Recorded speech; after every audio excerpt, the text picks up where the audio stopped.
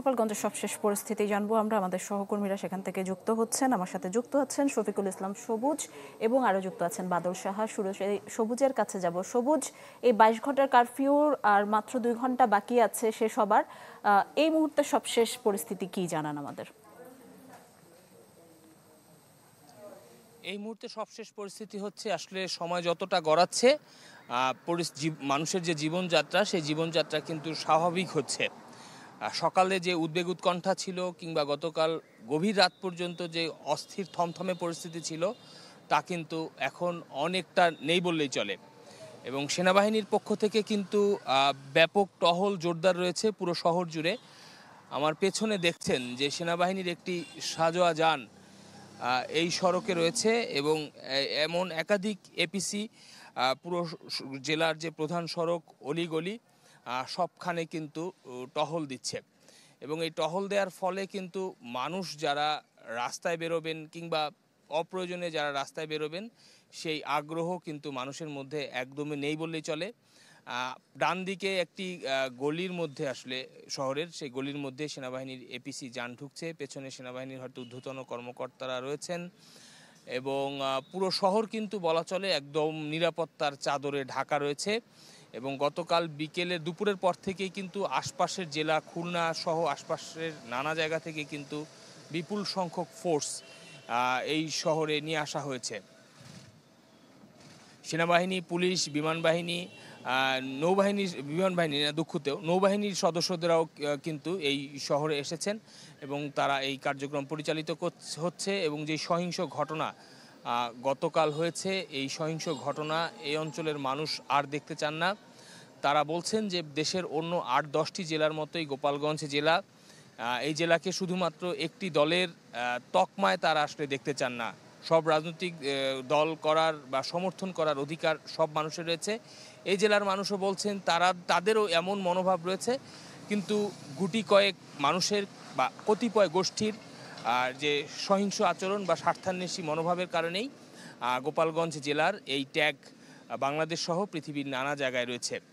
এবং সব মিলে এখন যে চিত্র সেই চিত্র হচ্ছে গতকাল সহিংসতার ঘটনায় আমরা জানি যে এখন পর্যন্ত 4 জনের নিহতের খবর আমরা পেয়েছি, প্রাণহানি হয়েছে, অসংখ্য মানুষ তারা আহত হয়েছেন এবং 14 জন আসলে আইনশৃঙ্খলা রক্ষাকারী বাহিনী আনুষ্ঠানিকভাবে স্বীকার করছেন যে আটক করা হয়েছে। তবে এখন পর্যন্ত আসলে দিন শেষে কতজন সেই সংখ্যা আমাদের কাছে এখনও জানানো হয়নি। হয়তো বেলা শেষে জেলা পুলিশ সুপারের কার্যালয় কিংবা জেলা সদর থানা থেকে এই তথ্য আমাদের জানানো হবে। তো সকাল থেকে কিন্তু আমরা রয়েছি এবং এক ধরনের ধারণা হচ্ছিল যে কোথাও কোনো ঝটিকা মিছিল কিংবা কারফিউর যে নিয়মনীতি রয়েছে তা লঙ্ঘন করে কেউ রাজপথে নামে কিনা, সেই চিত্র কিন্তু আমরা পুরা জেলায় কোথাও দেখিনি এবং এমন খবরও কিন্তু আমরা কোথাও পাইনি। গতকাল রাত 9টার পর থেকে বলা চলে পরিস্থিতি ধীরে ধীরে আস্তে আস্তে শান্ত বা স্বাভাবিক অবস্থার দিকে যাচ্ছে।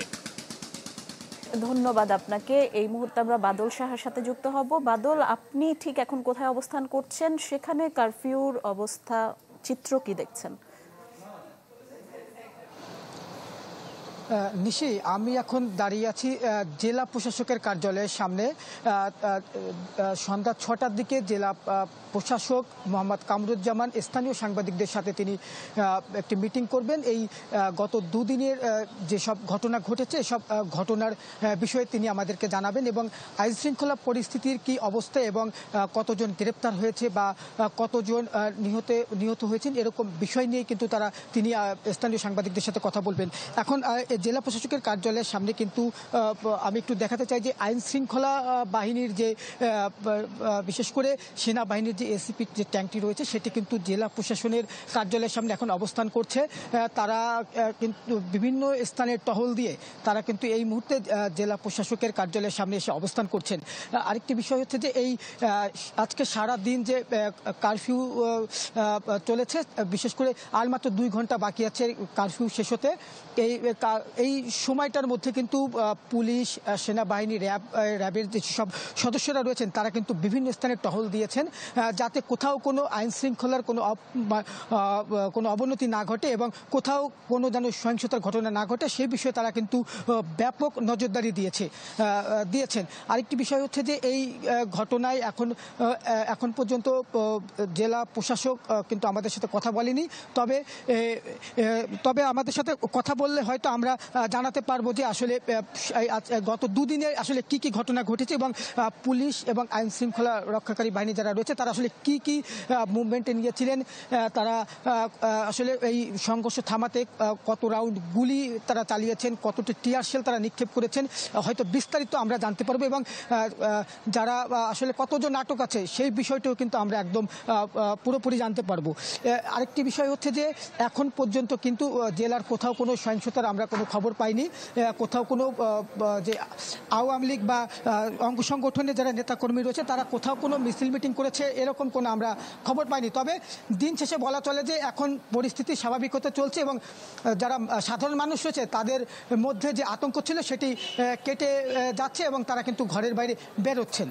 এই ছিল আমার কাছে গোপালগঞ্জের সহিংসতা পরবর্তী সবশেষ খবর। নিশি। বাদল সাহা, অনেক ধন্যবাদ আপনাকে। দর্শক দেখছিলেন গোপালগঞ্জ থেকে, সেখানকার সবশেষ পরিস্থিতি জানাচ্ছিলেন আমাদের সহকর্মীরা।